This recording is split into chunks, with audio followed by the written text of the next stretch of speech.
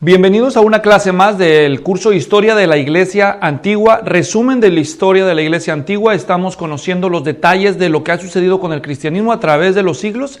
Si tú quieres una copia de las notas que estamos usando para completar, puedes solicitarla a luisfloriano@yahoo.com y con gusto podemos compartir una copia digital contigo.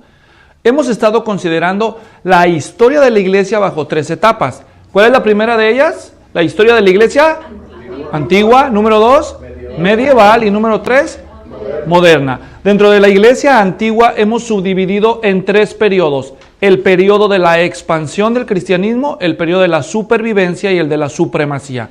En el segundo periodo, el de la supervivencia, hemos conocido quiénes fueron los padres apostólicos, los apologistas y polemistas y los teólogos. En ese punto nos quedamos en el capítulo anterior. Ahora vamos a hacer una pausa en los personajes importantes para ocuparnos de las ideas, especialmente de las ideas equivocadas que en este periodo de la Iglesia atacaron sus bases doctrinales. Epifanio de Salamina, en el año 377, escribió un tratado donde hace una lista de 80 herejías bien identificadas en la historia de la Iglesia. Imagínense, ya habían identificado 80 herejías. Algunas de ellas fueron ataques externos, otros fueron movimientos que surgieron desde adentro. Enseguida voy a hacer una presentación de los principales ataques, tanto internos como externos, al cristianismo. Lo vamos a reducir, no vamos a estudiar los 80, pero vamos a considerar los 9 principales ataques teológicos contra la Iglesia en ese periodo. Los primeros van a ser los internos, 4 de ellos, y los últimos 5 externos. ¿Estamos listos? Comencemos pues con conociendo 4 herejías internas al cristianismo. ¿Están listos? Número 1, el marcionismo. Ya lo mencionamos en alguna de las clases anteriores. Marción dio origen a este movimiento en la región del Ponto del Asia Menor, el año 140 de nuestra era. Ya dijimos que él separó el cristianismo de todos sus vínculos judíos. Habíamos comentado en algún momento cómo él dijo que todos los escritos del Nuevo Testamento que tenían raíces o contacto con las escrituras antiguotestamentarias no podían ser inspirados y los sacó del canon. Él decía que al Dios verdadero se le opuso un ser inferior llamado Demiurgo y que los judíos llamaron a ese Demiurgo Jehová. Entonces, debido a que todo el Antiguo Testamento era de Jehová, por lo tanto, él dijo que todo el Antiguo Testamento era no inspirado por Dios. Así que lo rechazó. Luego en el Nuevo Testamento, con una fuerte teología o con un fuerte vocabulario del Antiguo Testamento, los libros del Nuevo Testamento, bajo esa perspectiva, él dijo que también debían de ser desechados. Afirmaba que solo el Evangelio de Lucas, 10 cartas de Pablo, eran las únicas escrituras inspiradas. Y en esas escrituras que él seleccionó, cuando hay citas del Antiguo Testamento, se las quitó. ¿Me doy a entender? Él negó que el relato de la creación de Génesis, diciendo que lo material y el cuerpo eran auténticos porque para él las cosas materiales eran malas. Según él, Jesús nunca tuvo un cuerpo literal, un cuerpo de carne y hueso. También para él la resurrección era un mito. El movimiento fue declarado herejía y Marción fue excomulgado el año 144. Tertuliano, siglos después, escribió que Marción se arrepintió de sus errores antes de morir. Bueno, ya lo veremos cuando lleguemos al cielo, ¿verdad? Segundo, movimiento interno que atacó la teología ortodoxa. Montanismo. El montanismo fue un movimiento que inició un ex sacerdote pagano que se convirtió aparentemente al cristianismo, cuyo nombre era Montano, en la región de Frigia, más o menos el año 160. Él dijo que una nueva iglesia iba a comenzar en la era del Espíritu como resultado de una experiencia profética que él dijo tener. Entonces abandonó, él fue y predicó, y 2 mujeres abandonaron a sus maridos y lo siguieron. Una de ellas se llamó Prisca y la otra se llamó Maximila. Se unen a él y entonces ellas dijeron que tuvieron también a su vez sus propias experiencias místicas y proféticas y comenzaron a anunciar que el fin del mundo se acercaba. Así que una multitud de seguidores se convocó alrededor de ellos y estaban esperando el descenso de la Nueva Jerusalén. Sus seguidores practicaban, entre otras cosas, el ascetismo riguroso, que ya explicamos anteriormente, que es la privación de las cosas agradables, gratificantes en la vida. Ellos decían tener experiencias extáticas, visiones, y ellos eran muy propensos a buscar el martirio como un medio santificador. Prisca dijo que Cristo era mujer y reclamó ella misma ser la palabra, el espíritu y el poder de Dios. Por su parte, Montano dijo: yo soy el Padre, la palabra y el Espíritu Santo, cuando estaba bajo trance. ¿Se pueden imaginar? Así que ya se imaginan qué tipo de espíritu en realidad era el que lo controlaba. No era el Espíritu de Dios. Para ellos, los montanistas, los cristianos bautizados que para librarse del martirio negaban su fe, definitivamente perdían la salvación. Y aunque después se arrepintieran, ya no había para ellos perdón. El año 179, Maximila murió. Y el fin del mundo que ella profetizó, nunca llegó. Nunca llegó. A pesar de todo eso, el movimiento perduró por mucho tiempo y logró conseguir adeptos de la estatura de Tertuliano de Cartago, prominente teólogo latino del que hablamos en la clase anterior. Eso fue el montanismo. Quiere decir que el moderno movimiento pentecostal carismático no es tan nuevo como parece. Ya ha habido otras expresiones de algo como eso en la historia de la iglesia y fue sancionado como no ortodoxo por el abuso de las experiencias estáticas y proféticas que rebasan la revelación escrita en las Sagradas Escrituras. Tercer movimiento interno que atacó la ortodoxia de la iglesia: novacianismo. Novaciano fue el iniciador de este movimiento sectario. El año 251 en Frigia, Novaciano comenzó a negar que el perdón de pecados para los cristianos bautizados que habían abjurado su fe, es decir, la habían negado en tiempos de persecución, estaba al acceso. Durante la persecución del emperador Decio, muchos cristianos negaron la fe y Novaciano dijo que esos cristianos no tenían perdón.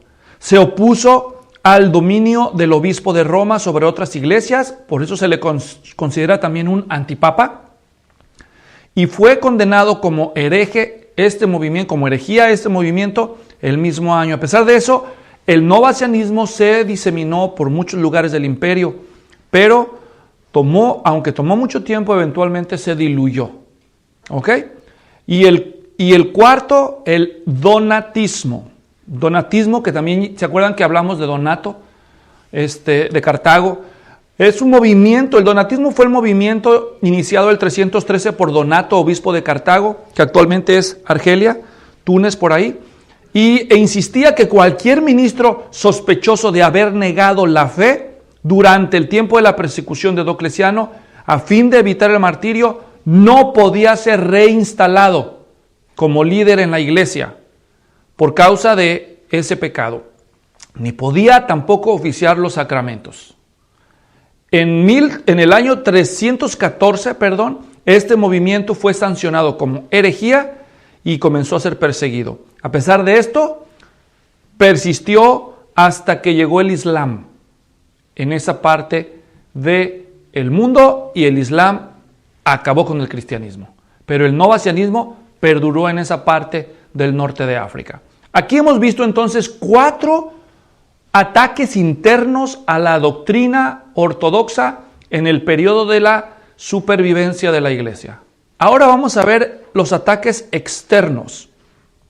5 movimientos externos que atacaron la iglesia fueron el ebionismo, el gnosticismo, el maniqueísmo, el monarquianismo y el neoplatonismo. Vamos a ver cada uno de estos 5 con un poco de detalle. En primer lugar, ebionismo. Viene del hebreo ebionim, que significa pobres.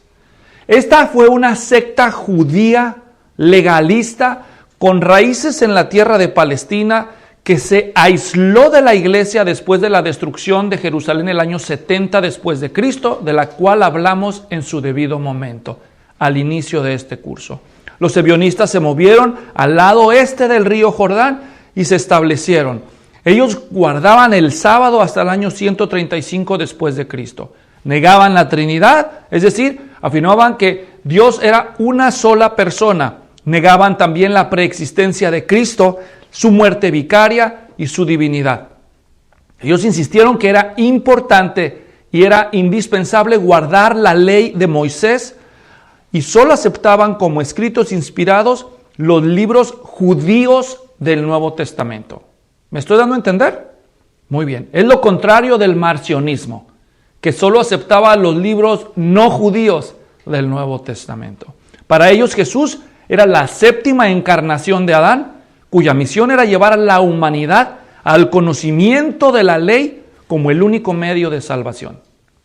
Digamos que fue una vertiente reciclada del legalismo judaizante.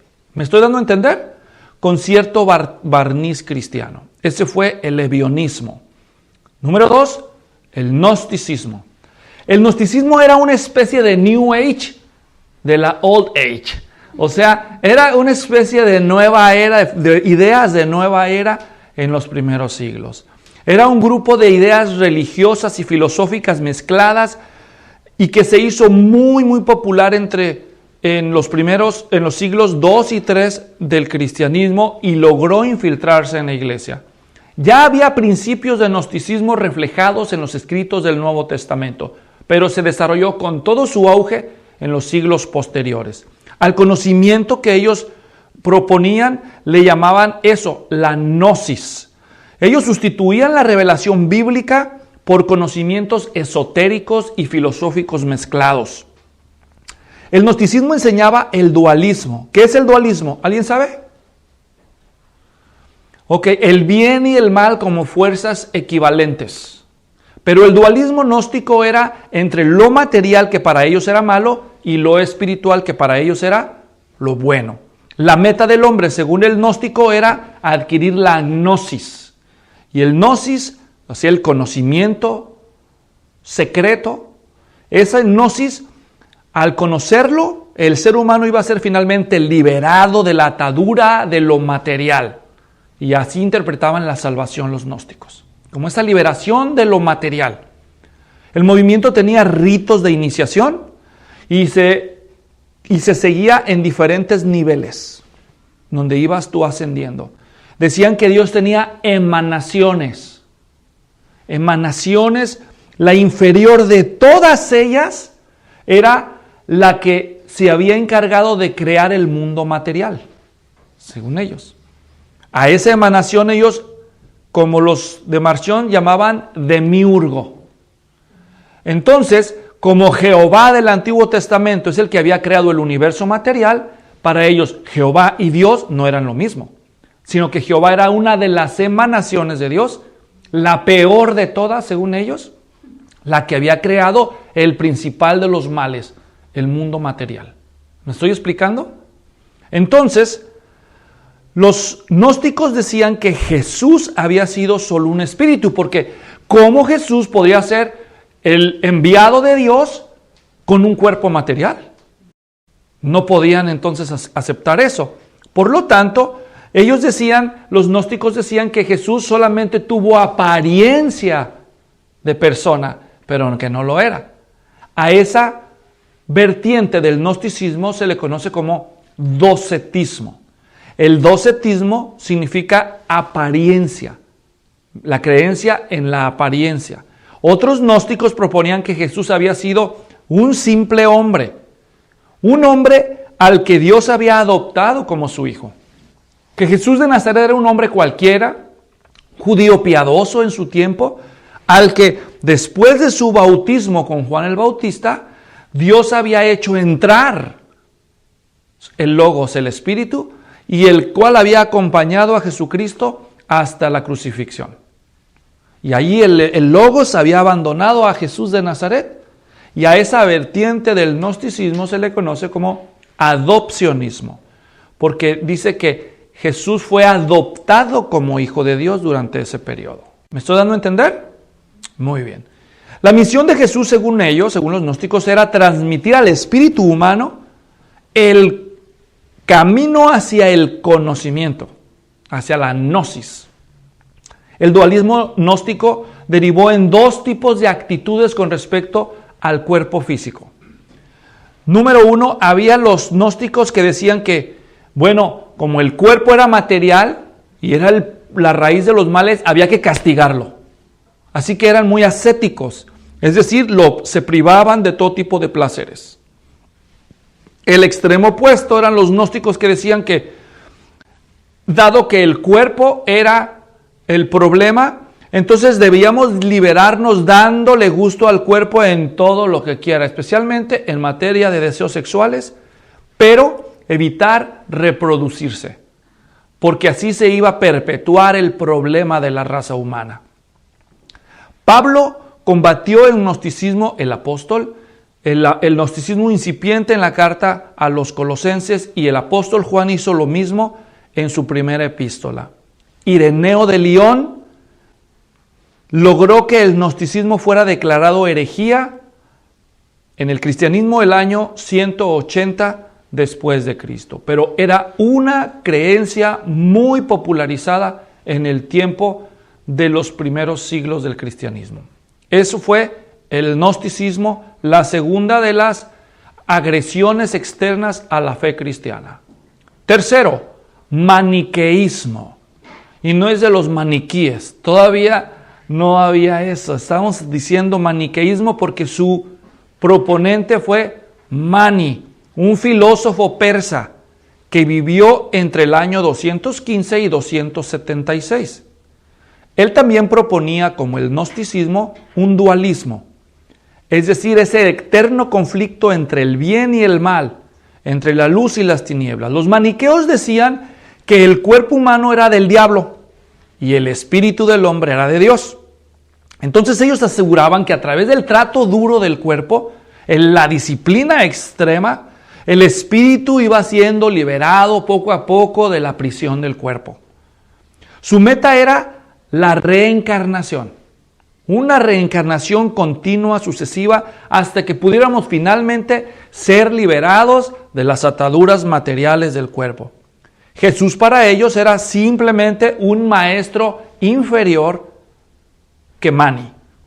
Agustín de Hipona, antes de convertirse, fue maniqueo por 10 años. Los maniqueos se dividían en dos grupos. Los elegidos, que eran vegetarianos, pues obviamente si creían en la reencarnación no iban a comer otros animales, ¿verdad? Y los maniqueos que se abstenían del consumo de alcohol, y los oyentes. Es decir, había los elegidos que se abstenían de comer carne y beber alcohol, y los que eran simplemente oyentes, que no eran tan rigurosos en las prácticas de estas cosas. ¿Me doy a entender? Entonces eso resume que era el maniqueísmo y la propuesta que hacían en contra del cristianismo. El cuarto de los movimientos externos al cristianismo que tuvo la iglesia que confrontar fue el monarquianismo. Monarquianismo, suena de monarca, de rey, ¿verdad? Y ahorita vamos a ver por qué. Esta herejía enfatizaba que Dios es uno solo, nada de Trinidad, nada de diferentes personas. Para los monarquianistas solo hay uno, y es el monarca y el rey, y ese es Dios. De ahí viene el término monarquianismo. ¿Me doy a entender? Hubo dos tipos de monarquianismo y los dos eran antitrinitarios. El monarquianismo dinámico o adopcionista y el monarquianismo modalista. Voy a explicar cada uno de los dos. El monarquianismo dinámico o adopcionista que Pablo de Samosata promovió era aquel que, similar al gnosticismo, insistía en que Jesús era un simple hombre al que el Logos de Dios poseyó como suyo desde el bautismo hasta la crucifixión. Ya había hablado yo del adopcionismo. ¿Está claro? El monarquianismo modalista o patripacionismo fue el siguiente. según esta perspectiva monarquianista, Dios en realidad, siendo uno solo, se disfraza, se viste, actúa de tres modos diferentes dependiendo la etapa de la historia. En el Antiguo Testamento, según ellos, Dios agarró el modo Padre, Jehová. En la llegada del tiempo de los evangelios, Dios cambió de modalidad y se vistió de Hijo. Y ahora en la época de la iglesia, Dios tomó el modo Espíritu Santo. Por eso se le llamaba monarquianismo modalista.